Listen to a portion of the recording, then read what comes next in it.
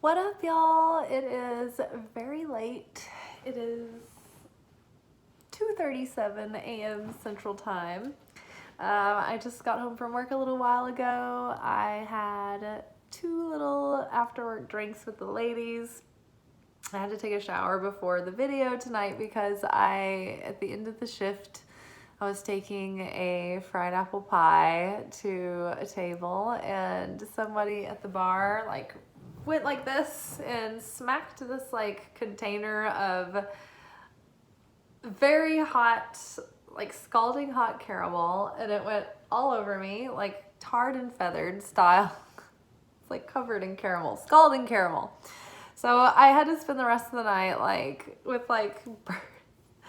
mild burns from this caramel in different places, and just sticky and wet and soggy. And then after work, I needed a drink. It's kind of a busy night. So yeah, me and the ladies, I've got this blue light glowing from my computer because I looked up something about our passage. But yeah, so me and the ladies went and we had a couple of drinks to wind down, and then I got home, I took a hot shower, washed the caramel off, and now we're here for our secret sermon, our secret teachings of Jesus. And this is, so on Saturday nights, I like to do what I call our secret sermons. And what we do is I read us a portion out of the Nag Hammadi scriptures is what we've been working on. I've always been curious and interested about the Gnostic Gospels and have been interested in reading them, and I didn't know when I'd get to do it, so I thought it'd make a good segment for us to do together.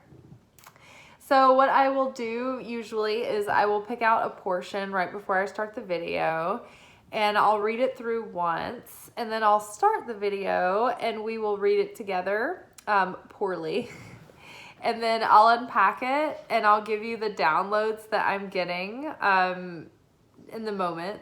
And I'm not a theologian, and so take that caveat or warning or as you will. But we're just having fun. We're just interested. So no reason to get it bent out of shape. Okay, so the portion that we're working on right now, we've been in the Gospel of Philip. Before this, last year we were in the secret book of James being Jesus's brother. And so I don't know, I've been really hacking through the Gospel of Philip. I might decide to switch over to another book soon. This one it's just a million portions, and they're very cryptic, small pieces of writing that are meant to be really mulled over, like this mental yoga. So for the last, I don't know, probably 10 months on Saturday night after I'm the most tired, after I come in and I'm dissecting and channeling through this very abstract information. So it's always, I never know what's going to happen. And then we always end up having a lot to talk about. So very exciting. So tonight's portion is the Archons and the Holy Spirit. And we're in the Gospel of Philip.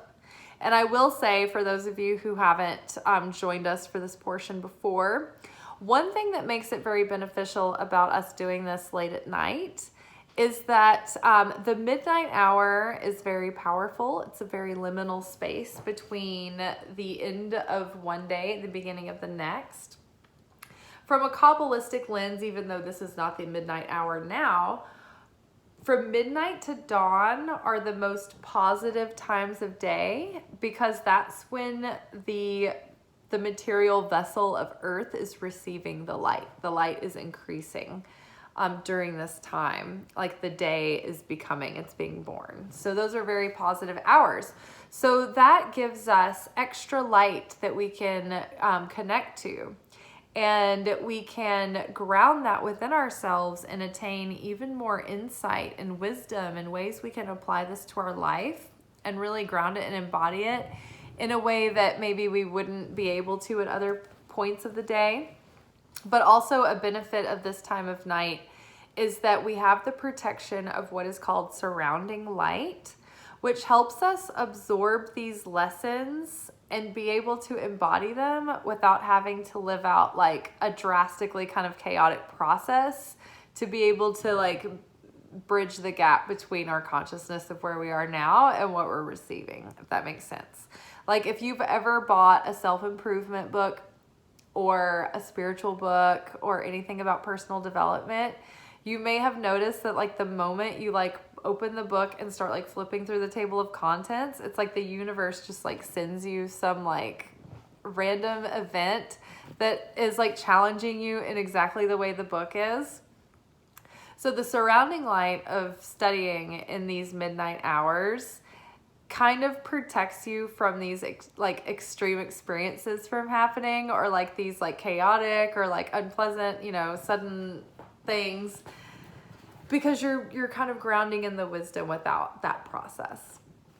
So it's kind of letting you, it's like having a credit card that has 0 interest for the first 15 months, except spiritual. Because when we take light that we haven't earned, there's usually a process of chaos to play out, and that's the interest. So when we earn the light, we don't have to pay that interest. But when we're studying late at night like now, and we're pushing past our comfort zone to stay awake to do the act of like connecting with the light, that gives us the 0 interest, if that makes sense. The 0 interest for 15 months. All right, now we're really starting. I'm kind of distracted by the monitors, like my hair's like partially wet. Okay. The Archons and the Holy Spirit. I said the monitor because I used to be in film, and so that's like jargon. Like you would be looking in a monitor that basically looks like a TV of like what's happening in the moment, but that's just like what your phone does when you have it like flipped so that you can see yourself. Sidetracked. This is what happens when I wait too late to make the video. Okay, the Archons and the Holy Spirit. The rulers thought that they did all that they did by their own power and will. But the Holy Spirit was secretly accomplishing all through them by the Spirit's will. So I'm going to read that again because it was really done poorly. The Archons and the Holy Spirit. The rulers thought that they did all they did by their own power and will. But the Holy Spirit was secretly accomplishing all through them as the Spirit's will. So the Spirit was secretly accomplishing all through them by the Spirit's will. Okay, so let's unpack this. So the rulers, the Archons, according to the Gnostics, the Archons are the builders of the physical universe. So according to the builders of the physical universe, they did all they did by their own power and will. But really what was happening was that the Holy Spirit was secretly accomplishing all.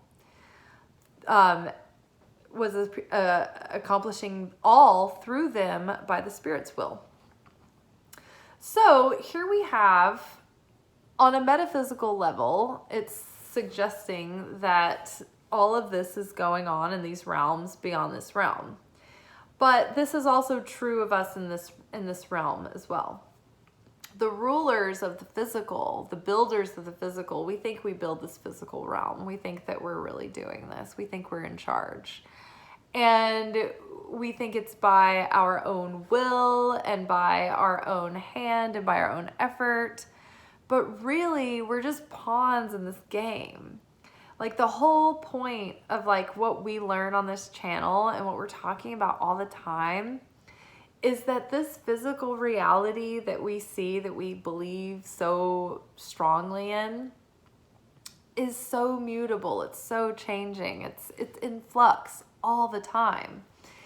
And so what we see is not really what's definite, what's true, what's really real, because it could change. It's always changing. It's always in flux.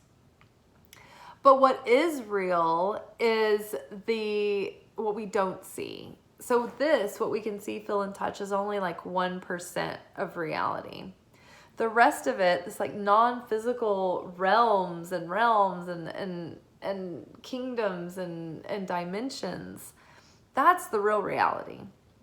And we're understanding this through quantum physics now as well. It's like we understand that physical reality is created at an energetic level through like mushing together packets of light and energy. It's so crazy. And so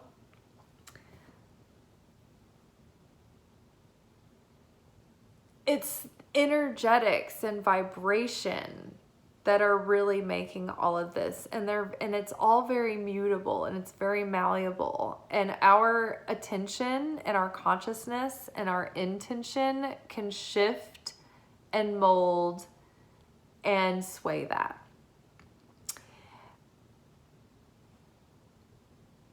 A good preface to just accept the reality that is. Also,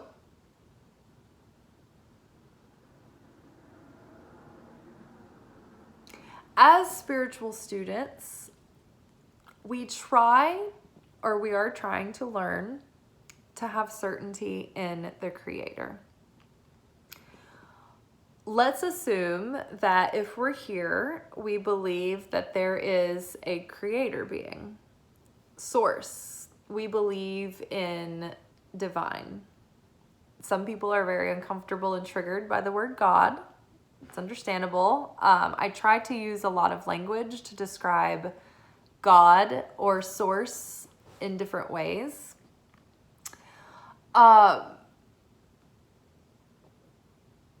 So part of our journey is understanding that as a mystic, I believe that spark of source, that creator light, that energy is present within all things.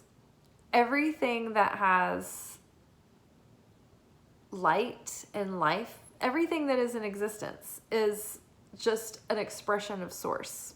It's all light reflected and mixed up in different combinations that gives us different results that basically results in reality.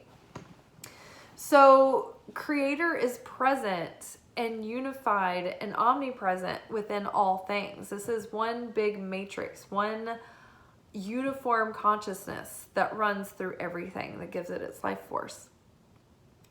So the moment that I recognize that, I can activate that life force in any circumstance and situation around me.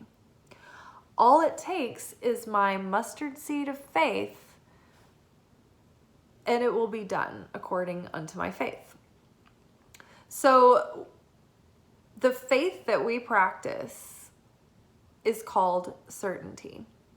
And the concept of certainty is this: I may not know what the outcome is going to be. I may not know how things are going to play out or what is going to play out. What I do have control over is holding on to my certainty that the Creator is within all things. The Creator has a plan,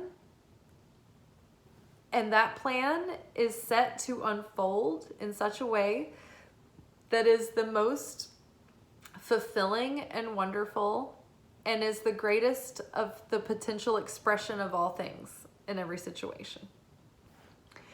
And if I am certain, and this certain is faith beyond reason.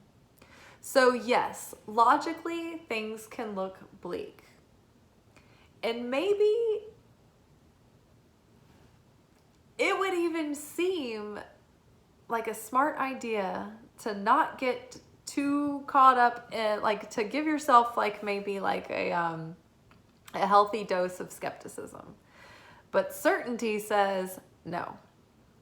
I don't care what appearances seem to be. I don't care how logical or illogical it is.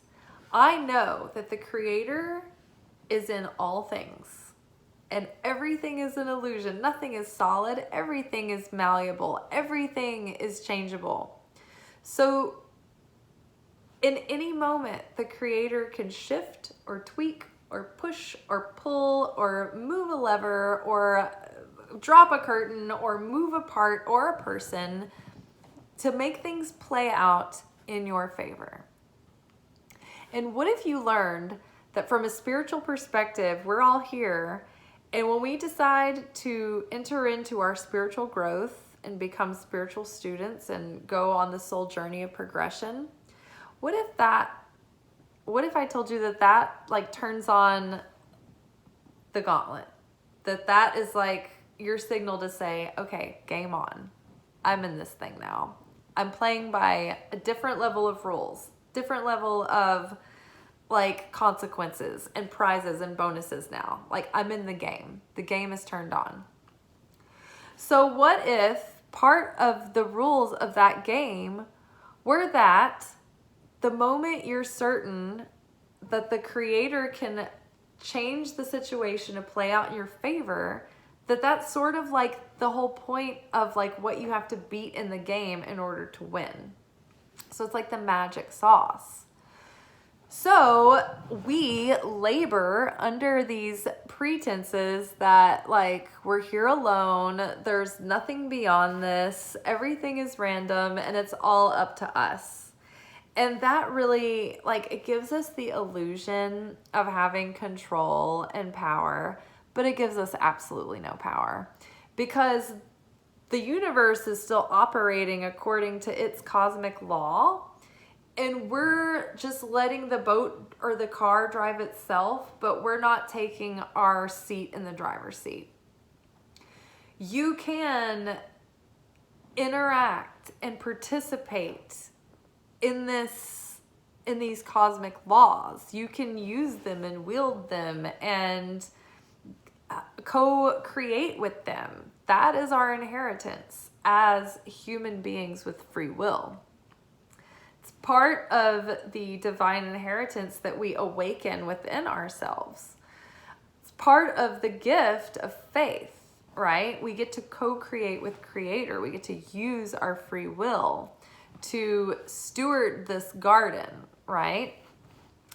But it's not all us.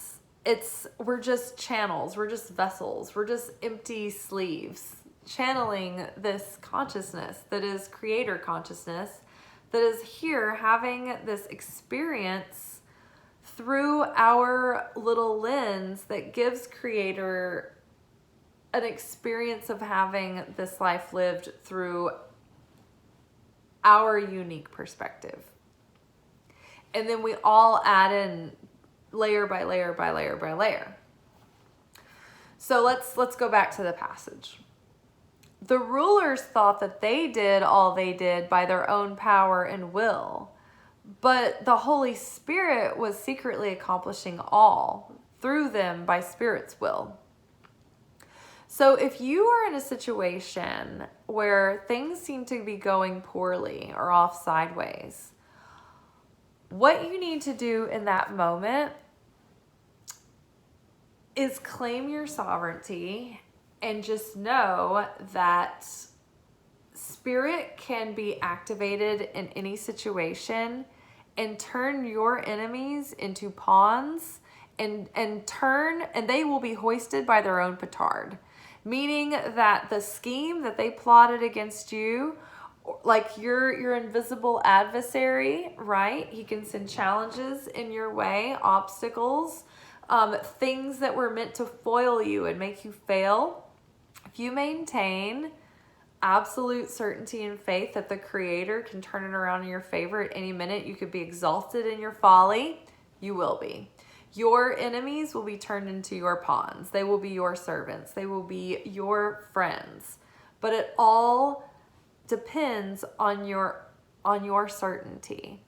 And the more consistent and solid and unshakable and unwavering you are, the more powerful your frequency and your influence is over your environment.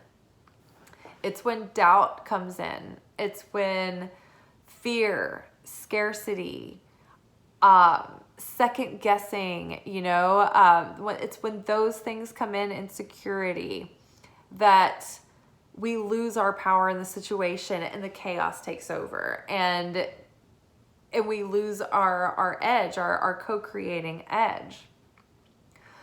The rulers, the physical builders of reality, the rulers of reality, they seek to keep us here in this state of consciousness, right? If we only ever believed that there's nothing after this, it's all random, nothing means anything, we don't elevate in consciousness, and we just stay trapped in this material realm, at this material level, at kind of an animal-human level, a human-human level at best. But until you own your sovereignty as a divine being, you're not going to rise above. You're not going to elevate in consciousness.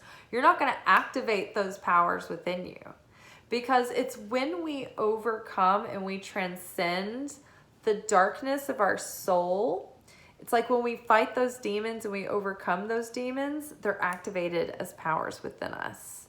And they're powers that we can wield as divine co-creators and beings.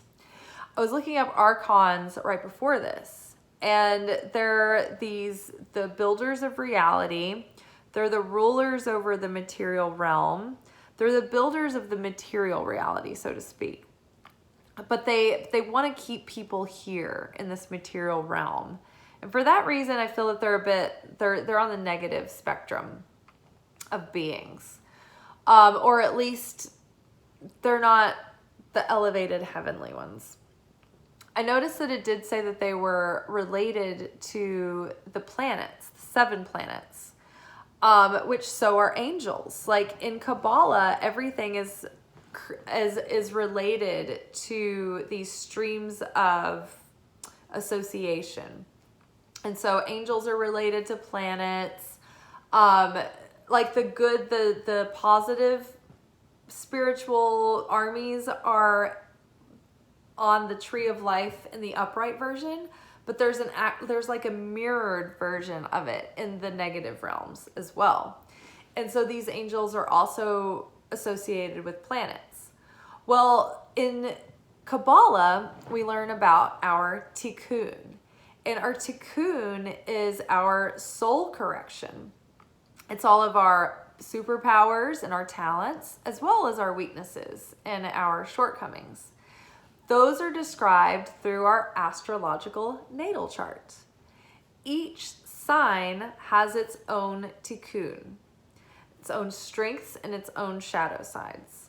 This is what we talk about during the lunation workshops. It's like how we overcome these shadow aspects of the planets, of the signs, right? As we overcome those shadow aspects where we're challenged through that period of the lunation, usually those 2 weeks, we can, as we overcome those and transcend them, we get to attain the powers of those signs as well, the positive aspects. So again, that's kind of like, in a way, what they're saying here. It's like, by overcoming those demons of the archons, the physical, material limitations, we transcend, and then we become co-creators of our reality, right? It's not just the mundane hand to labor that we do, right? We're creating our reality on an energetic level. We're doing this with our divine inheritance that we share from our Father.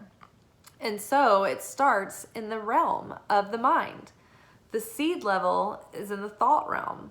This is where we get the inspiration, the excitement, the spark that eventually takes form and shape into an idea that we can then even more crystallize and materialize into words, into prayers, into blessings or curses, right? What we speak is very powerful. These are spells. These are prayers that we are saying out into the world all the time. So it matters what we say. It matters what words come out of our mouths.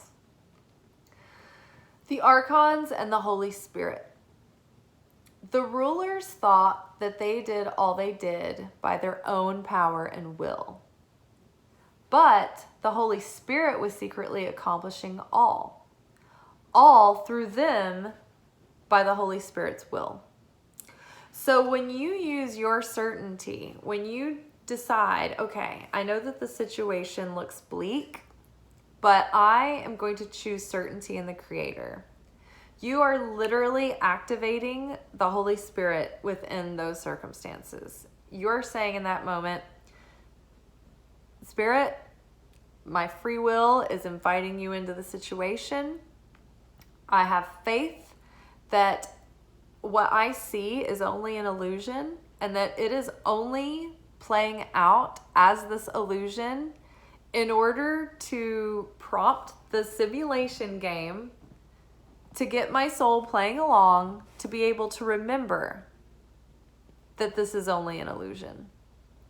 And when I remember that this is only an illusion and that I know that Creator is in complete control, that like shifts the whole energy and opens up the space for Spirit to move through.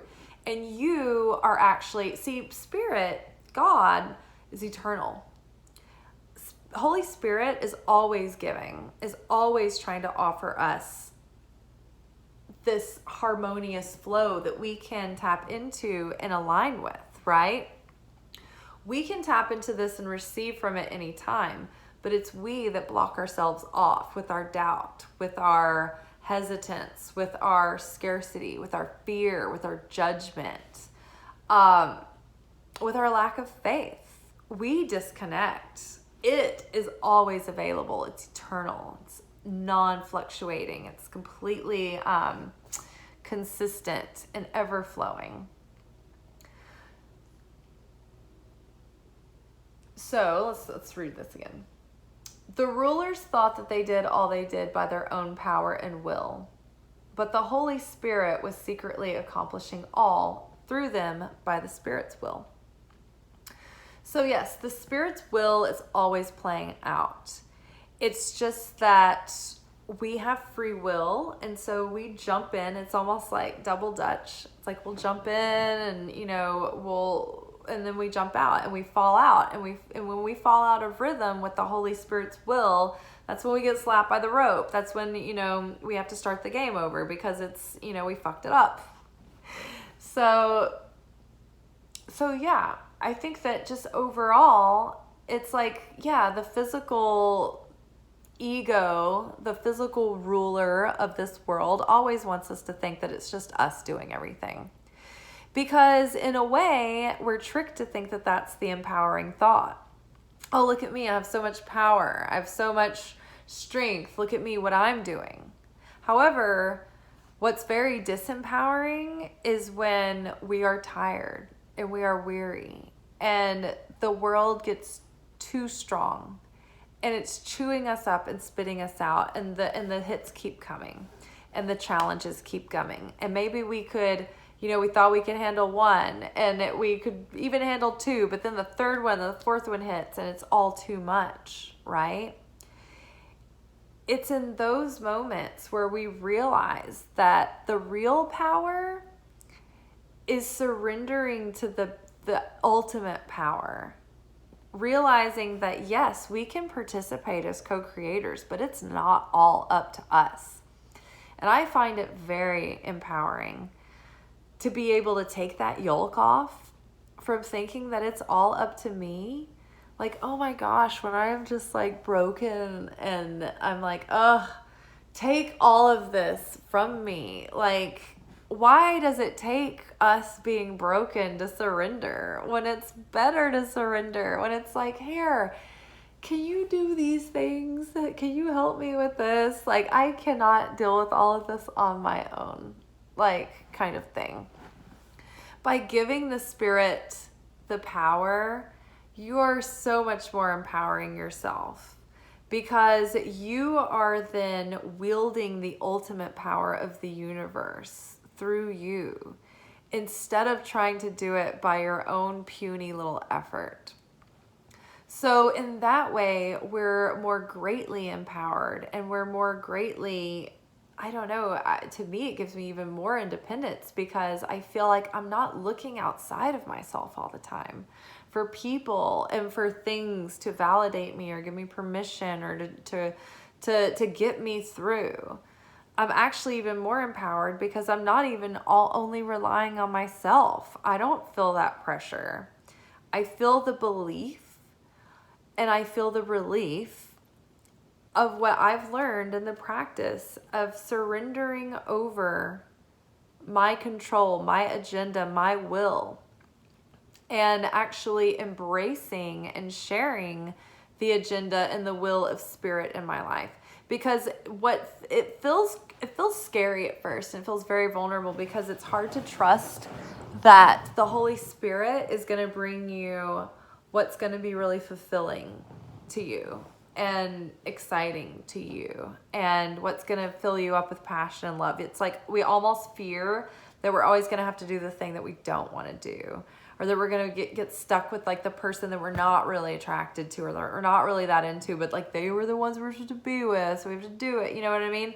Like, it's hard to surrender our own will and trust that the will of spirit is actually going to bring us the thing that's like the most fulfilling and the most everything. But that is just the case, and that's the hardest part. Okay, so that means that we have to surrender our will, trusting that what we can't see, what's just outside of our scope, that's waiting, is going to be better than what we could have imagined, what we could have asked for ourselves, what we could have had the faith to believe in. We don't have that much faith. So usually what we want and what we think we need is a short-sighted and limited version of what's actually available and what we have potential for. So the Archons and the Holy Spirit. The rulers thought that they did all they did by their own power and will. But the Holy Spirit was secretly accomplishing all through them and by the Spirit's will. So yeah, I mean, the Spirit can move anything. The Spirit of God, the Holy Spirit, is within all things, right? And so everything is just a pawn for Spirit. But Spirit is not going to intervene unless you activate Spirit, because Spirit honors your free will. Unlike the opponent, unlike the adversary, unlike dark magic that wants to impose one's own will on the world and on others, that's dark. That's not freedom. That's enslavement. That's ensnaring. So yeah, the Spirit is really in control of all things. And so the moment that we have certainty and faith, and we use our free will to invite Spirit into the situation, everything's turned around. Everything will turn around. And the more certain you are, the more relaxed you are, the more open your channel is for that miraculous energy to flow through you and flow through your situation and circumstances. So no matter how bleak, continue to focus and trust and choose certainty. You don't even always have to feel certain. You can just choose certainty. You can choose the certainty. You can be like, you know what? I want to choose certainty. You don't even have to fully believe it or fully feel it. As long as you're like, you know what? I see my fear and I'm voting against it. I'm voting against it. I'm trying to do the other thing. I'm trying to choose certainty. That counts. And it will yield results. I promise. All right, y'all. We're getting in under 45 minutes. I'm proud of us. One more time for the cheap seats in the back. Let's do it. Okay, the Archons and the Holy Spirit. The rulers thought that they did all they did by their own power and will. But the Holy Spirit was secretly accomplishing all through them by Spirit's will. All right, you all, I am losing my voice, I'm losing my mind, and I'm losing my consciousness. I am getting so sleepy, and I still have to eat something. So I am going to let y'all off the hook now, but I will see you tomorrow for our Sunday night energy oracle forecast for the week, where we will take a look ahead and see what kind of energetic and spiritual weather will sort of be affecting us for the next 7 days. All right, y'all. Ciao. Bye.